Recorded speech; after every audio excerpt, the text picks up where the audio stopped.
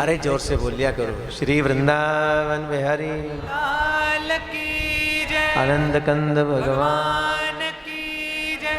इसलिए भरोसा, आना नहीं आना, कब आना ये प्रभु जाने। लेकिन हाँ, 7 दिवस बैठकर आप कथा का श्रवण करते हैं। कथा का श्रवण करने मात्र से आपके चित्त में भगवान के प्रति प्रेम प्रकट होता है। सात्वस्मिन् परम प्रेम रूपा अमृत स्वरूपाच यत लब्धमापुमान सद्दो भवति अमृतो भवति तृप्तो भवति। जैसे आपको प्रभु से प्रेम प्रकट होता है चित्त के अंदर, उसी वक्त फिर एक पल की भी देरी नहीं, कहीं दूर से थोड़ी चल के आना उसको कि बहुत दूर आपके आराध्य वृंदावन बैठे या प्रति बैठे, वहां से इतने किलोमीटर 2000 किलोमीटर की दूरी तय करके आप तक पहुंचेंगे, नहीं। आपके भीतर बाहर मां कुंती कहती स्तुति करते हुए, सर्वलक्ष्याणाम अंतर्भर स्थितम। हे कृष्ण, मैं जब देखती हूँ आंख खोलकर तो केवल तू ही तू दिखता है। स्तुति में मां कुंती कह रही है। मैं जब बाहर देखती हूँ इन पेड़ में, लता पता में तू दिखता है। अनंत आकाश में तेरी अनंतता का अनुभव होता है। जब ये चलती है पवन, तो इस पवन की झनकार के भीतर भी मैं तेरी अनुभूति करती हूँ।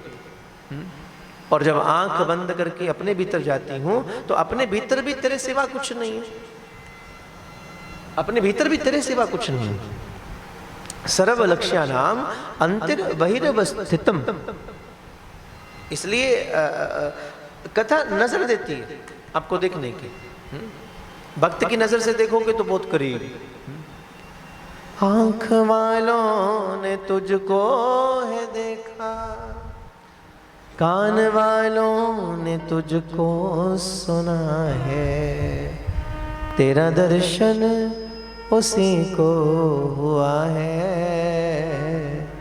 तेरा दर्शन उसी को हुआ है, जिसकी आंखों पे पर्दा नहीं है, जिसकी आंखों पे पर्दा नहीं है। मेरे बांके बिहारी सवरिया,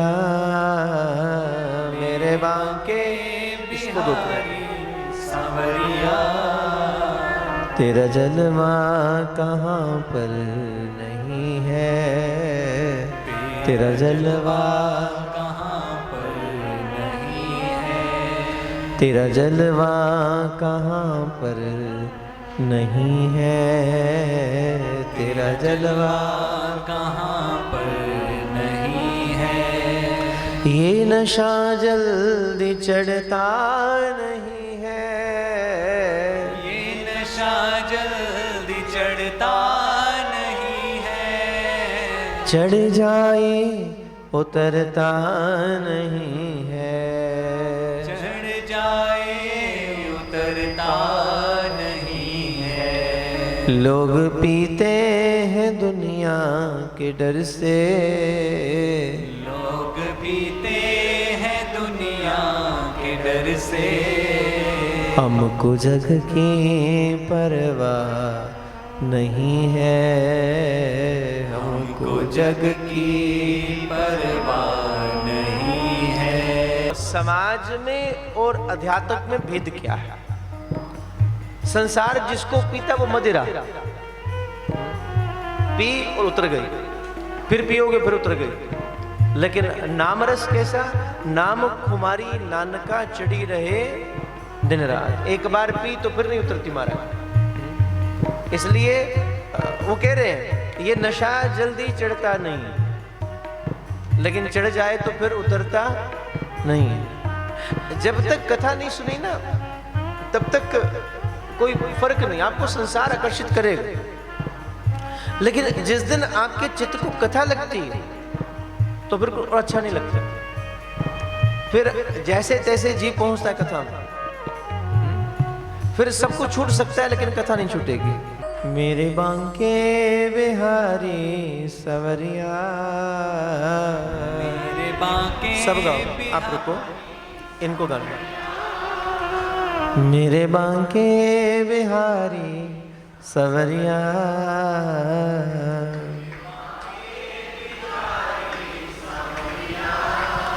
तेरा जलवा कहाँ पर नहीं है।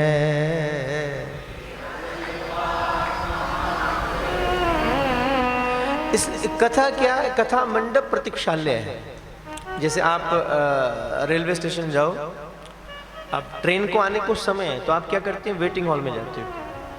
वेटिंग हॉल माने प्रतीक्षालय, जहाँ आपको बैठकर प्रतीक्षा करनी है। तो कथा मंडप प्रतीक्षालय किसके लिए? श्री कृष्ण के लिए, भगवत प्राप्ति के लिए। प्रभु कब आए ये खबर नहीं, भले एक सेकंड में आ जाए। एक व्यक्ति नमाज करता, 30 साल बीत गए खुदा की इबादत करते करते। 30 साल बाद अचानक बैठा तो उसको व्योमवाणी, आकाशवाणी सुनाई दी। बोले हमने तुम्हारी नमाज स्वीकार नहीं की। अब खुदा के बाद वो कहता मैंने तुम्हारी नमाज को स्वीकार नहीं किया। सुनने वालों ने सुना जो पास में बैठे थे। अब इसने सुना तो उठे तो उठ के नाचने लगा। अब आसपास के लोगों ने पूछा, बोले तूने ध्यान से सुना नहीं? वो कह रहा है मैंने तेरी नमाज को स्वीकार नहीं किया और तू नाच रहा है, तो आनंद में है, तो मौज में है। बोले हाँ। बोले किस लिए? अरे कम से कम मेरे खुदा ने को ये तो खबर है कि कोई 30 साल से नमाज तो पढ़ रहा है। स्वीकार करना नहीं करना उनकी मर्जी। प्रभु स्वीकार करे कि नहीं करे ये भगवान पर छोड़ो। हम कम से कम हर रोज आओ, हर रोज आके बैठ जाओ। हमारा आना वो स्वीकार करे कि नहीं करे कोई फर्क नहीं पड़ता। हम 7 दिन बैठकर कथा को सुने, उसने उसको कबूल किया कि नहीं किया कोई फर्क नहीं पड़ता। लेकिन कम से कम यहाँ बैठने के बाद आप उनकी नजर में तो आ गए। कम से कम यहाँ बैठने के बाद उनको खबर तो लगी तू आया है, बस इतना बहुत है। कथा मंडप में बैठने का सीधा सीधा अर्थ है कि आप प्रभु की नजर में हो, बस आप स्वामी की नजर में बैठे, इतना काफी है। कभी वो कह दे, यही कह दे मैंने तेरी पूजा स्वीकार नहीं की, मैंने तेरी इबादत को स्वीकार नहीं किया, मैंने तेरे व्रतों को, उपवासों को, तेरे यज्ञ को स्वीकार नहीं किया, मैंने जिंदगी भर तेरी श्रवण को भी स्वीकार नहीं किया।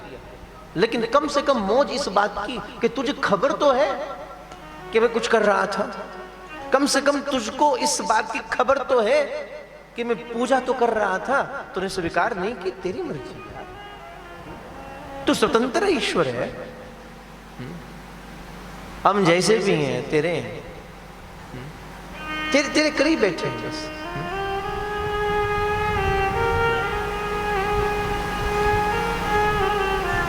लेकिन हाँ तुझसे दूर नहीं। दशो दिशाओं में तू। भागवत क्या करती है महाराज? वो गोपिका कह रही है बस श्रवण मंगलम। वो केवल श्रवण करने से आपका मंगल कर रही है। लेकिन इस बात को समझना अतिशय आवश्यक है कि श्रवण का अर्थ क्या है। कान मेरी ओर है लेकिन मन कहीं और है, फिर श्रवण नहीं हो सकता। आप प्रभु के सन्मुख खड़े हैं, आपकी आंख उनकी ओर है पर मन कहीं और है, फिर दर्शन नहीं हो सकता। दर्शन तो तब होगा जब आंख भी वही है और मन भी आपका प्रभु की ओर है, तब दर्शन है। ये आंख आपकी ओर है लेकिन देखेगी कब? जब तक आपको देखने वाली इमेज का मैसेज ब्रेन तक नहीं जाता तब तक आप देखकर भी देख नहीं पाएंगे। आपकी जीवा स्वाद कब लेती है? जो आपने खाया। जब जीवा की तंत्रिकाएं उसके मैसेज को, उसके संदेश को आपके ब्रेन तक नहीं पहुंचाते तब तक आप स्वाद नहीं ले सकते हो। आप तब तक स्पर्श का अनुभव नहीं कर सकते हो जब तक ये मैसेज आपके ब्रेन तक नहीं जाता। आपके ब्रेन का, आपके मन का उसके साथ कनेक्ट होना जरूरी है। जब तक मन साथ में नहीं जुड़ेगा श्रवण नहीं हो सकता, दर्शन नहीं हो सकता, स्वाद नहीं हो सकता। मन तक उसका संदेश पहुंचना जरूरी है। जब किसी को ऑपरेट किया जाता है ना, ऑपरेशन होता है जब, है ना, किसी भी चीज का ऑपरेशन होता है तो डॉक्टर्स क्या करते हैं? आपके उस पार्ट को सुन्न कर देते हैं या फिर आपको बेहोश कर देते हैं। तो उस स्थिति में क्या होता है? कौन बेहोश होया? उतनी देर के लिए आपने अपने मन को डिस्कनेक्ट कर दिया बस। इसलिए उस अवस्था के अंदर आपको ऑपरेशन के वक्त में कुछ महसूस नहीं होता क्या हुआ। इतना बड़ा कट डाल दिया, छुरी चला दी गई, पेट काट दिया गया, जहां पर ऑपरेशन था वो सब कुछ कर दिया गया, आपको पता ही नहीं, आपको पता ही नहीं। रीजन, वो बेहोशी किसकी थी? वो बेहोशी आपके मन की थी। वो आपके मन को कुछ समय के लिए आपके चित्त से वृत्ति को डिस्कनेक्ट किया गया, आपको खबर ही नहीं हुई क्या हुआ शरीर के साथ। इसलिए आज भी हमारे कई ऐसे संत महात्मा हैं। हमारे वृंदावन के गौरांगदास बाबा हुए, तो उनका ऑपरेशन था, तो डॉक्टर्स ने जैसे उनको एनेस्थीसिया देना चाहा, बेहोश करना चाहा, तो बाबा ने कहा आप मत कीजिए, आप चिंता मत करो, आप ऑपरेशन करो। बोले गुरुदेव आप सह नहीं पाएंगे, ऑपरेशन का समझते हैं आप, काट देना पूरा। बोले मैंने कहा ना आप चिंता मत करो, आप ऑपरेशन करो, मुझे कोई कष्ट नहीं होगा। अब डॉक्टर्स ने भी आज तक ऐसा केस नहीं देखा था, जब तक बेहोश ना किया जाए कैसे ऑपरेट करें। अब बाबा बार बार बोलते हैं, बोले चिंता मत करो, तुम ऑपरेट करो, मैं सी तक नहीं करूंगा। और हुआ ऐसा, उन्होंने बेहोशी नहीं ली और डॉक्टर्स ने ऑपरेशन किया और बाबा को कोई कष्ट नहीं हुआ। डॉक्टर हैरान, पूछा लेकिन बाबा ऐसा कैसे हुआ? बोले तुम बेहोश करके करते क्या हो? तो मन को ही बेहोश कर देते हो, मन को खबर नहीं लगती। बस मैंने जितनी देर तुमने ऑपरेट किया, मैंने अपने इसी मन को श्री प्रिया प्रीतम की लीला में भेज दिया। मैंने अपने उसी मन को श्री ठाकुर जी के साथ लगा दिया। मन था ही नहीं, केवल शरीर ही तो था। अब प्राण निकल जाए, हाँ? तो उसके बाद शरीर को काट लो, जो मर्जी कर लो, क्या फर्क पड़ता है? आज भी मेडिकल उसमें जाओ, आप हॉस्पिटल्स में जाओ, ट्रेनिंग सेंटर्स में जाओ, बच्चे जब बायो का सब ऑपरेट करते हैं तो चीर फाड़ करते हैं। कोई फर्क पड़ा शरीर को? नहीं फर्क पड़ता, क्योंकि चेतना भीतर नहीं है। जब तक आप शरीर के साथ, चेतना आपकी है, जब तक आपका मन शरीर के साथ कनेक्ट हो रहा है, आपको शरीर के साथ हर प्रकार की जो पीड़ा हो रही है, दुख हो रहा है, आपको उसका एहसास हो रहा है। पर किसी तरीके से आपने अपने मन को, अपनी चेतना को शरीर से थोड़ी देर के लिए अलग कर दिया, तो शरीर के साथ जो कष्ट है वो आपको नहीं हो पाएगा, वो नहीं होगा। इसलिए मन को सुन किया। अब यहां क्या कर रही है कथा? वो कह रहे मुक्ति, मुक्ति किसको दी जा रही है? अब लोगों ने इसके अर्थ को थोड़ा अलग तरीके से समझा है, इसको ध्यान देना। मुक्ति किसकी हो रही है?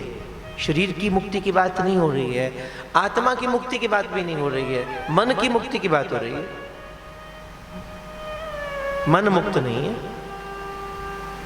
तो बैठे यहां पर आकर और कहीं थोड़ी देर की बात देखना, मन धीरे से जाएगा और घर का चक्कर लगा के आ जाएगा। सबसे तीव्र गति इस संसार में, अगर सबसे अधिक गति किसी की है तो आपके मन की है। 1 सेकंड में यहां, 1 सेकंड में लंदन पहुंच जाएगा विदाउट वीजा। लोग इतना कुछ करते हैं, प्रोफाइल तैयार करेंगे, पैसा लगाएंगे, लाखों रुपए खर्च करके, और मन 1 सेकंड लगाता है, विदाउट वीजा ही पहुंच जाता है। सबसे अधिक गति मन की। कई बार तो इतना कमाल, बैठे यहां और रात का भोजन भी बनाएगा आपका, ये मन की गति। तभी हमारे रसिक कहते हैं, ये मन बड़ा चंचल है, तेरा भजन करूं कैसे, जितना इसे समझाऊं। गुनगुनाया करो साथ में, जितना इसे समझाऊं उतना ही मचल जाए, राधे तेरे चरणों की, श्यामा तेरे चरणों की, थोड़ी धूल जो मिल जाए, सच कहती हूँ श्यामा, सच कहती हूँ श्यामा। जीवन ही सुधर श्यामा तेरे चरणों की, राधे तेरे चरणों की, गर धूल जो मिल जाए। ये भारत है ना, भारत की ये विशेषता है, यहाँ तो धूल की भी महिमा है। यहाँ की तो मट्टी भी महाराज अनमोल है। तभी तुलसी क्या कहते हैं, श्री गुरु चरण सरोज रज। चरण छोड़िए महाराज, गुरु के चरणों की महिमा तो है ही है, लेकिन गुरु के चरणों के जो तलवे निचला हिस्सा, उसके ऊपर जो रज लगी है, मट्टी लगी है, बोले वो भी मिल जाए, उसका भी स्पर्श अगर मन कर ले तो चित्तवृत्ति पावन हो जाती है। श्री गुरु चरण सरोज रज, निज मन मुकुर सुधार। मुकुर माने दर्पण। जैसे ही गुरुदेव के चरणार विंदों की रज का स्पर्श मन ने किया तो मन का धुंधलापन खत्म हो गया, मन रूपी दर्पण स्पष्ट हो गया। फिर मन रूपी दर्पण स्पष्ट होगा, फिर क्या होगा, बरनऊ रघुबर विमल जस जो दायक फलचार। फिर उससे निर्मल मन से तो गान होगा ना। जब तक मन निर्मल नहीं तब तक कैसे होगा। राम नाम के साबुन से जो मन का मैल छुड़ाएगा, निर्मल मन के दर्पण में वह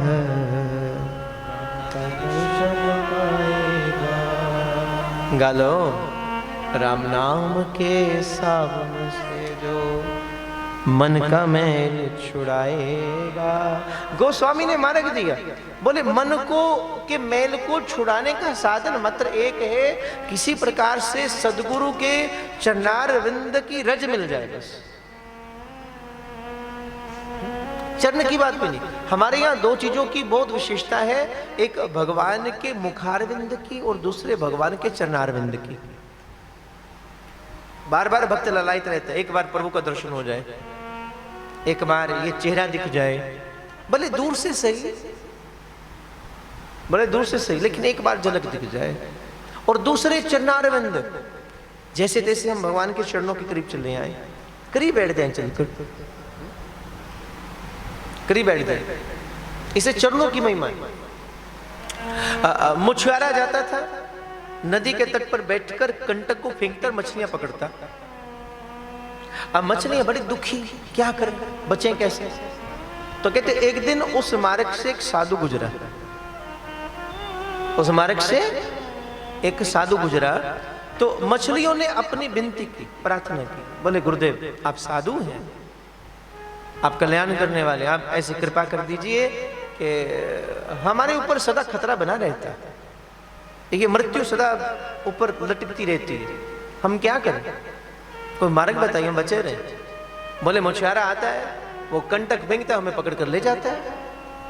मछली ने विनती की, आप मार्ग बता, आप गुरु हैं, गुरु ही मार्ग देता है, तो आप कृपा करें। तो साधु ने पूछा बचना है तो एक ही साधना, बोले क्या। बोले जहां मछुआरा आकर बैठता है उसके चरणों के पास चली जाना, बस वो पकड़ नहीं पाएगा। बात समझी। जहां मछुआरा बैठता है कभी भी उस कंटक को अपने करीब नहीं फेंकता, वो कंटक दूर ही फेंका जाता है। कंटक जब भी जाएगा पकड़ने के लिए दूर फेंका जाता है, पास में, चरणों के पास नहीं। इसलिए साधु ने इशारा किया जहां वो बैठे उसके चरण के पास चली जाना, वो कभी पकड़ नहीं पाएगा। माने मार्ग एक ही है, अगर संसार के भव के सागर से इन विक्षिप्तताओं से बचना है तो मात्र साधन एक है, जैसे तैसे तू अपने गुरु के चरणों के पास चले जा, बच जाओगे महाराज, और कोई साधन नहीं। तभी तुलसी कहते मन अशुद्ध हो गया, अपवित्र हो गया, कामनाओं से, वासनाओं से सबका मन दूषित है। कहीं ना कहीं कुछ ना कुछ दूषिता मन में रहती है। क्या आप, क्या मैं, क्योंकि जो प्रकृति में आया दोष भी है। कोई साधु जिसमें लाखों गुण हैं लेकिन आया तो प्रकृति में है ना, तो उसमें भी एक आधा दोष तो होगा, दोष होगा, तो मन पवित्र नहीं हो पाता। बोले साधन क्या है, बोले साधन एक ही है, गुरु के चरणों की रज प्राप्त हो जाए, जैसे तैसे। आवश्यक नहीं कि आप गुरु के पास चलकर उसके चरणों को छूकर ही देखना है, नहीं। जिस मार्ग से गुरु होकर गुजर रहा है वह उस मार्ग की थोड़ी धूल लेकर ही मस्तक पर धारण कर लो। आज भी ब्रज में जाओ, कितनी महिमा ब्रज की धूल की है। क्यों इस राज्य में संत महात्मा आज भी देखो नंगे पग चलते हैं, इस धूल की महिमा है। ब्रजरानी कृपा की जय, प्रार्थना करते हैं ना भक्त। ब्रज के किसी कोने की मोह धूल बना लीजिए, ब्रज के किसी कोने की मोहि धूल बना